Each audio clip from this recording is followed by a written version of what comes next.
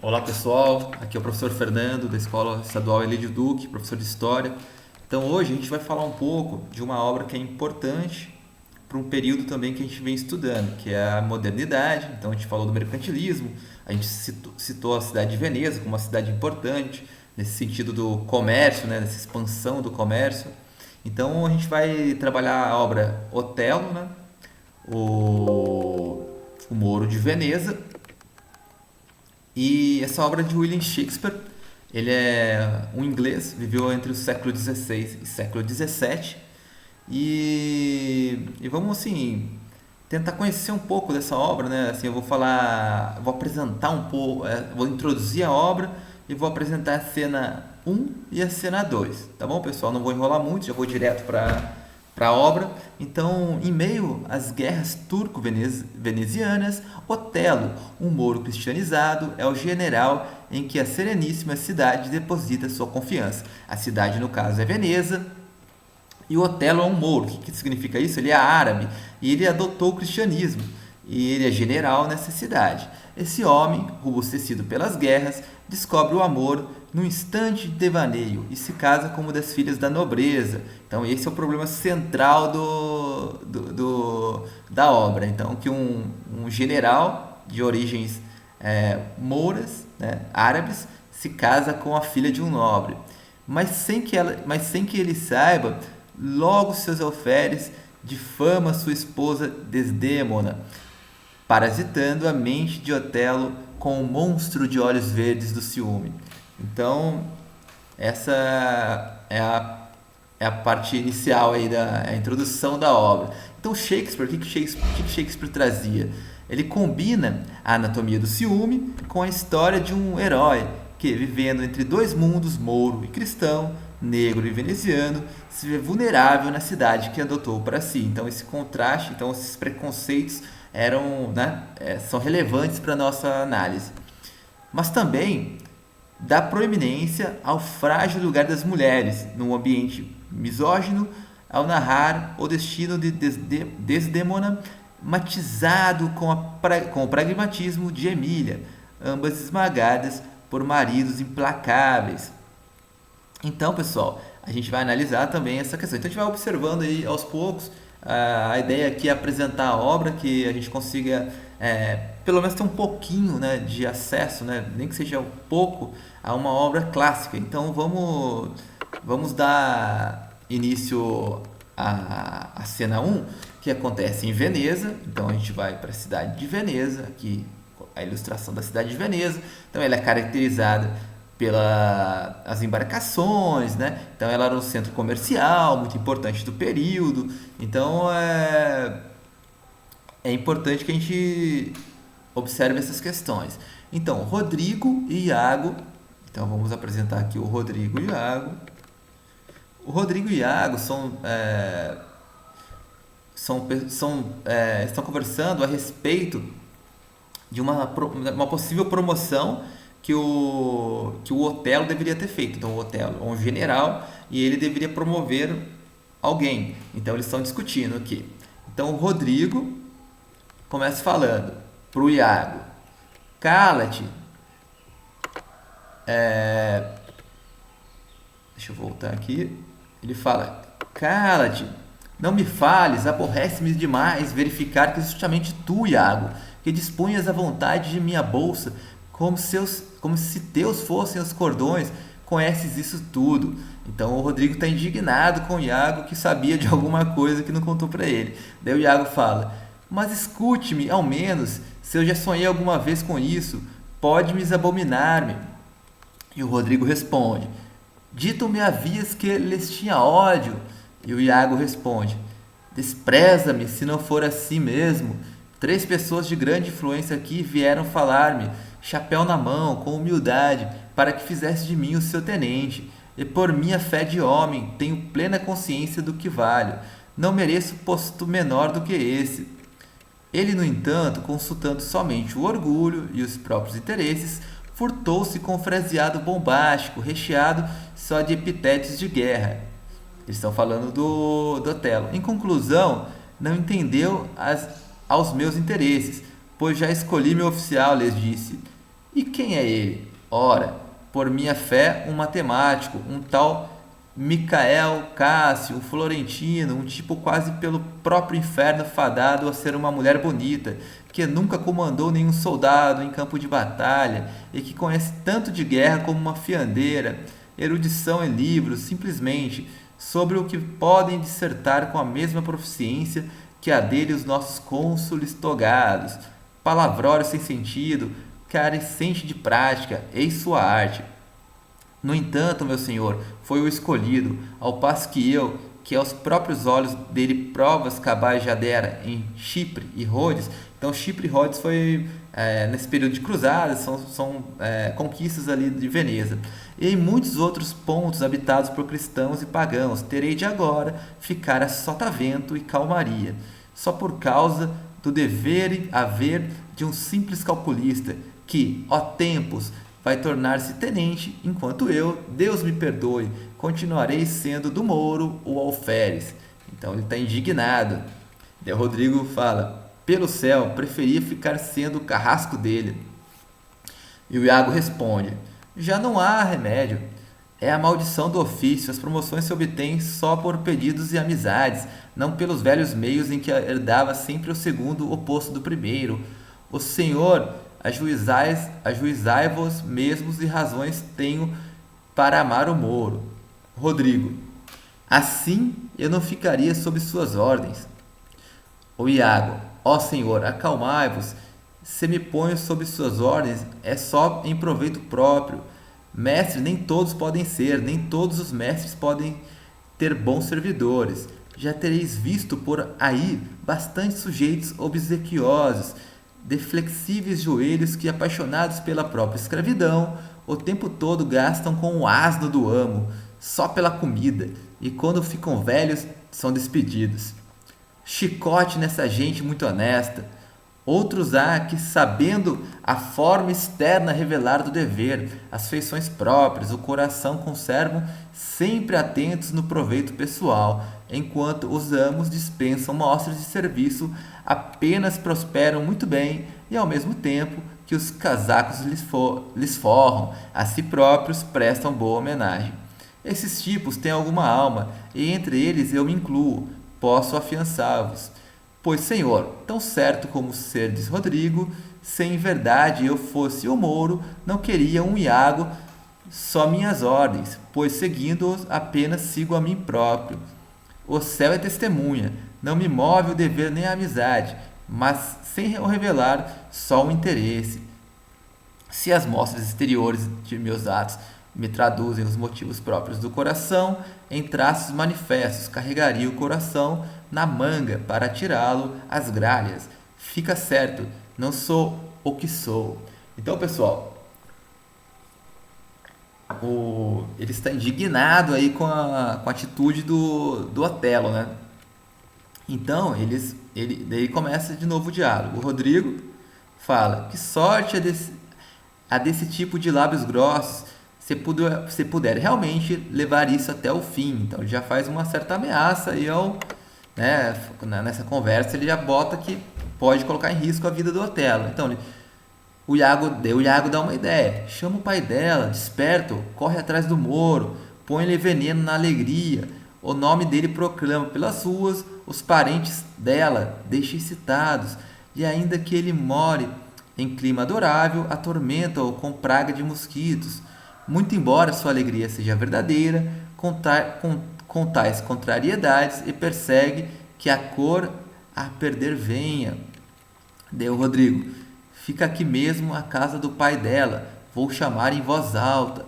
Deu Iago: mas com vozes de medo e uvos terríveis, como quando por negligência à noite o fogo estala num burgo populoso.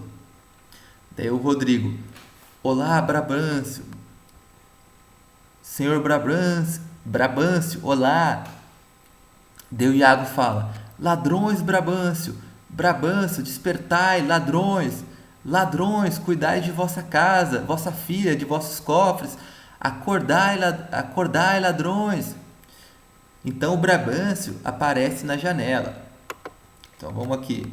Brabâncio é um senador importante, né, de Veneza, e ele aparece agora na conversa. Então, Brabâncio fala: qual é o motivo de tão grande bulha? O que aconteceu? E o Rodrigo fala: Senhor, tendeis aí dentro toda a vossa família? Daí o Iago responde: vossos quartos estão fechados? O Brabâncio responde: ora, qual a causa de suas de perguntastes isso? Daí o Iago fala: com 1000 diabos, Senhor, fostes roubados por vergonha e de vestir a toga, arrebentando tendes o coração, metade a alma já vos foi alienada. Agora mesmo, neste momento, um velho bode negro está cobrindo vossa ovelha branca. Então eles têm um. Agora que ele fala, agora mesmo, neste momento, um velho bode negro está cobrindo vossa filha branca, ele está se referindo como bode negro ao Otelo, e a ovelha branca, a filha do Brabâncio, ok? Então, tocai o sino para que despertem os cidadãos que roncam. Do contrário, o diabo vos fará ficar avó. Despertai, é o que digo, Brabâncio. Mas que é isso? Perdeste o juízo, né? O Brabâncio fala: mas que é isso? Perdeste o juízo? O Rodrigo fala: venerável senhor, reconheceis pela voz. Brabâncio: não, mas quem sois? Deu Rodrigo responde: Rodrigo, assim me chamo. O Brabâncio responde: pior nome não podias revelar-me. Não te proibi de me rondar a casa? Não me ouviste dizer com leal franqueza que para ti não era minha filha? Então a gente já observa que o Rodrigo tem interesse na filha do Brabâncio, né? Então, por que me vens agora transtornado pela ceia e a vapores da bebida, com tua trantagem maliciosa, perturbai-me o repouso? Rodrigo responde: meu senhor, senhor. Brabâncio: mas pode ficar certo de que minha coragem e meu posto na República têm poder bastante para fazer-te amargurar por isso. Rodrigo: paciência, bom senhor. Deu Brabâncio: por que me falas de roubo? Estamos em Veneza, minha casa não é uma granja. Rodrigo responde: venerável senhor, vim procurar-vos com lisura.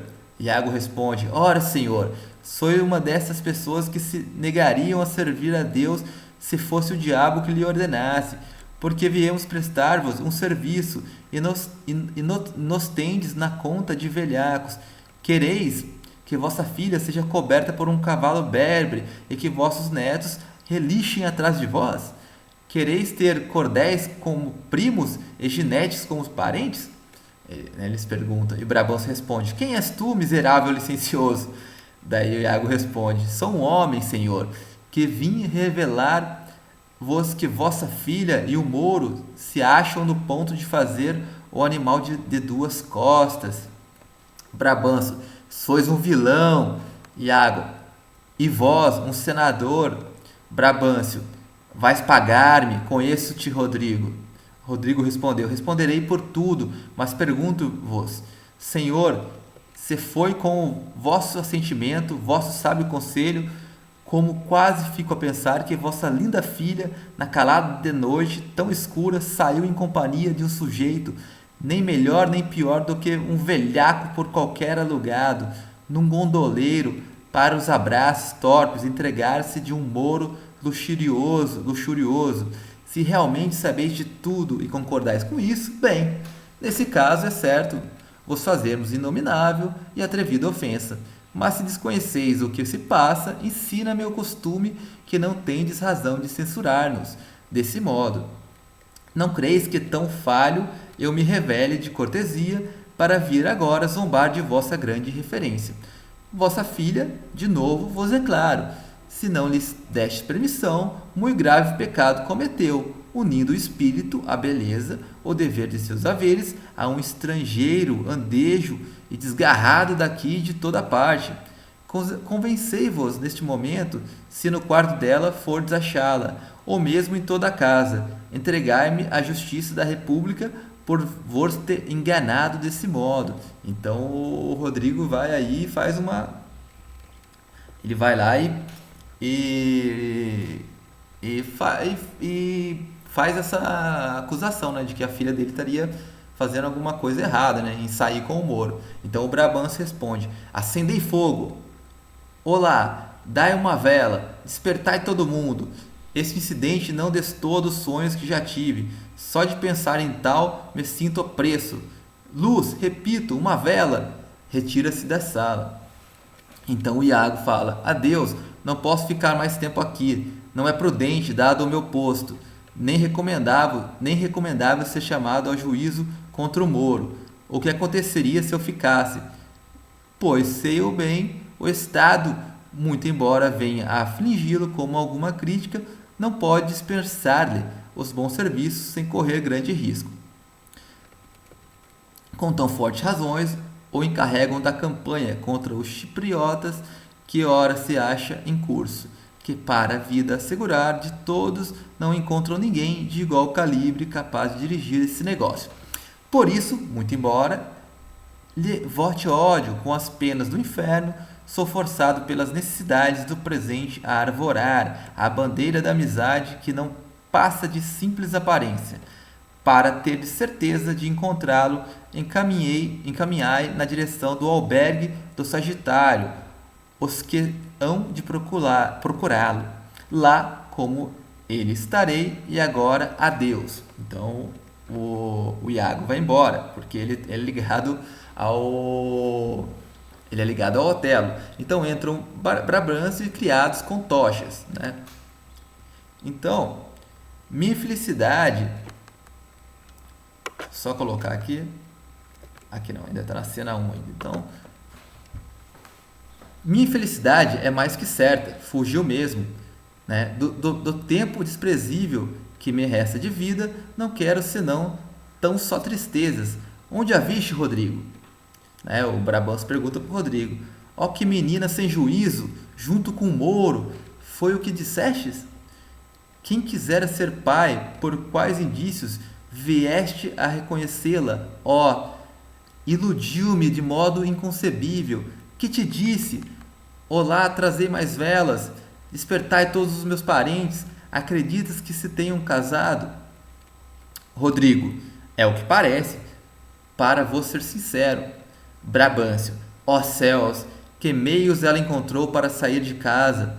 Ó que traição do sangue! Doravante, pais, não confiais no espírito das filhas, só por suas ações, não há feitiços capazes de alterar as qualidades das virgens inocentes. Nunca lestes, Rodrigo, qualquer coisa a esse respeito? Rodrigo: em verdade, senhor, li qualquer coisa. Brabantio: e de chamar humano? Ó, se tivesseis desposado, cada um vá por um lado, sabei onde podemos apanhar justamente com o Moro. Rodrigo: estou bem certo de poder encontrá-los, se quiserdes dar-me uma boa escolta e vir comigo.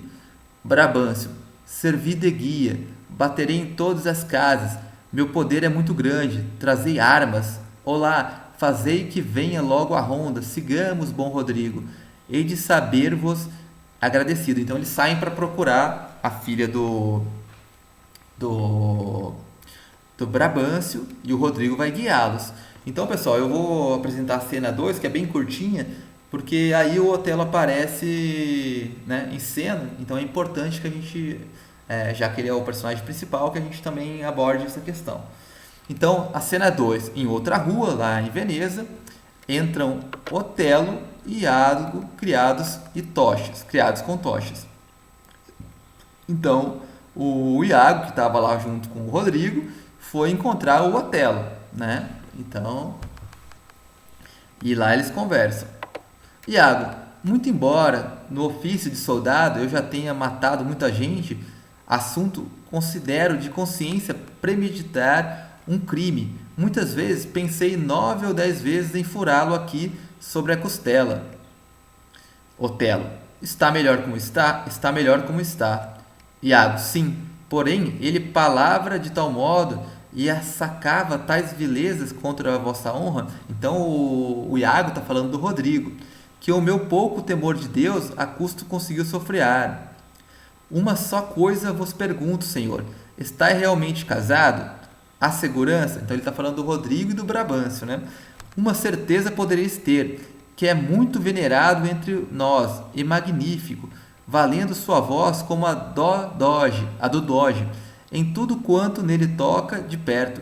Se o divórcio não conseguir levar a cabo, ele há de causar-vos tanto incômodo e desgosto, quanto o direito, com a sua força toda, lhe afrouxar as amarras.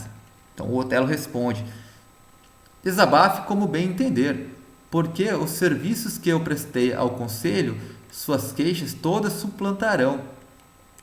Eis o momento de se saber, o que tornarei público quando essa ostentação constituir honra, que o ser e a vida eu recebi de berço de descendência real e que meus méritos aspirar podem, de cabeça erguida, à posição que até hoje me alcançaram.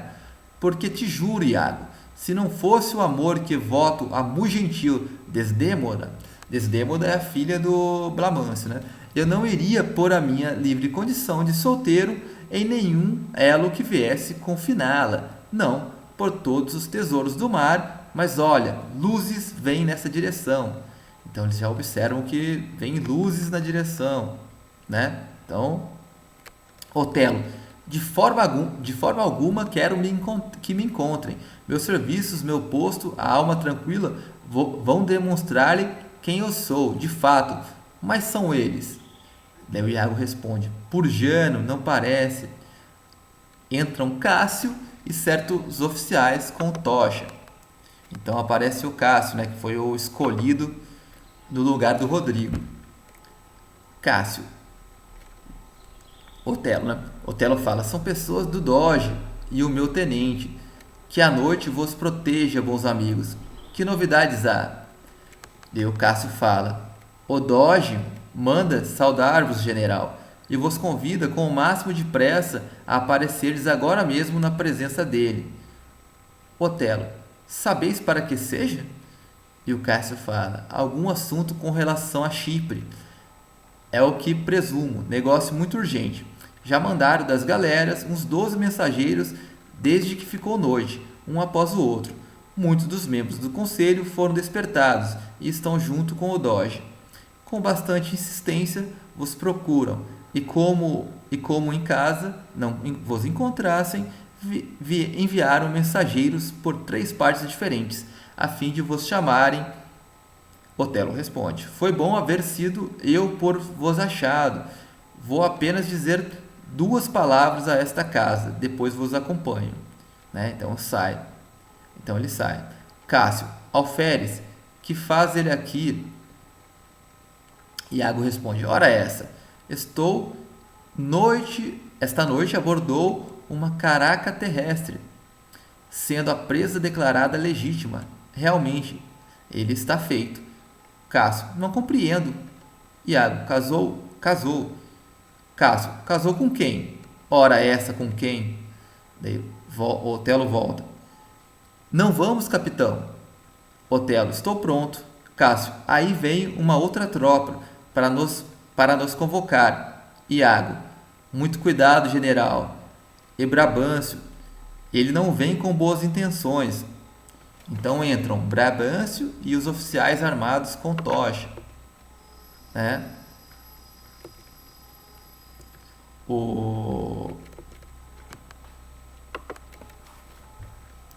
De ambos os lados se desembaiam espadas, então eles mostram as espadas. Daí Iago fala: vós, Rodrigo, senhor, eu estou convosco. Otelo fala: guardai essas espadas, que o sereno vai causar-lhes ferrugem. Venerável senhor, maior autoridade, vossos anos impõem que todas essas armas. Brabâncio responde, né? O senador pai da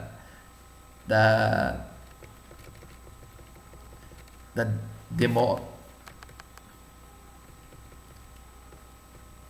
Daí ele fala: o infame raptor, onde escondestes minha filha? Ó infame raptor, onde escondestes minha filha? Infernal como és, de certo a enfeitiçastes. Apelo para todos os seres de sentido, se não for ter sido presa por cadeias mágicas, com uma jovem tão formosa e terna, tão feliz, tão avessa ao casamento, que evitava a presença dos macembos ricos e de cabelos anelados, de nosso estado, como poderia, expondo-se à irrisão de toda a gente, fugir de seu guardião para abrigar-se no seio escuro e cheio de fuligem de uma coisa como és, mais feito para susto causar do que qualquer deleite. Sirva de testemunha o mundo inteiro de como praticaste. Então o Brabâncio fala que que o Otelo não é muito bonito. Então sirva de testemunha o mundo inteiro de como praticaste encantamentos com ela, abomináveis, abusastes de sua mocidade inexperiente com inúmeras drogas que no espírito atuam e o enfraquecem. Vou prová-lo, é fato indiscutível, evidente. Por isso detenho e prendo com a embusteira universal que exerce a arte ilegal, proibida pelo Estado. Prendei-lo logo. Caso vos resista, usai da força, embora com perigo de perder ele a vida. Então o Otelo responde: as mãos detente anto os que estão comigo com os outros. Se minha deixa fosse de combate, dispensaria o ponto.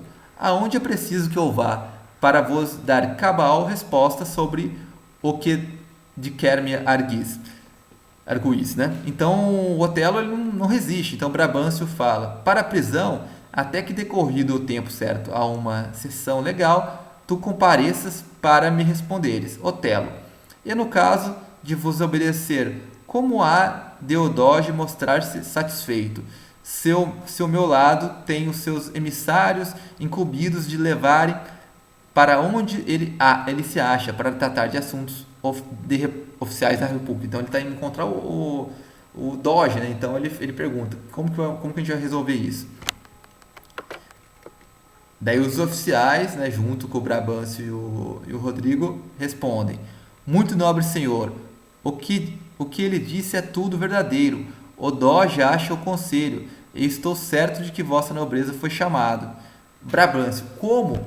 O Doge convocou o conselho e em plena noite? Levai-o, minha causa é de importância. O próprio Doge e os manos do governo hão de sentir a ofensa como própria. Se um crime tal não for bem castigado, pagãos e escravos mandarão no Estado. E eles saem. Pessoal, então esses são os dois capítulos aqui do Otelo. Claro que tem algumas palavras que a gente pode ver depois com mais, né, com mais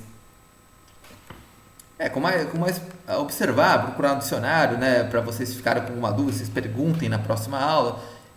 O Doge, né, o Doge é o mandatário, então eles iam levar para o mandatário. Então, em síntese, nessa primeira questão, tinha uma insatisfação ali do Rodrigo, né, que tentou tramar alguma coisa contra o Otelo. Então ele vai lá na casa do Brabâncio, né, e tenta e faz assim, vamos dizer assim, faz a caveira fala mal ou apenas revela, né, esse relacionamento do Otelo com a Desdemona, né? Então esse início, né, de trama, nessas duas primeiras cenas a gente observa isso. Então a gente consegue observar essas questões aí do mundo militar, né? Então dessas hierarquias, principalmente o preconceito aí do Brabâncio contra o Otelo. Pessoal, então foi isso, né? A gente vai discutir mais nos nossos encontros pessoais não, no Google Meet, mas é isso. A princípio é isso, a gente apresentar esses dois primeiros capítulos, e se vocês quiserem mais, a gente pode fazer mais, e com participação de vocês também. Então essa foi a ideia, e até a próxima. Tchau, tchau.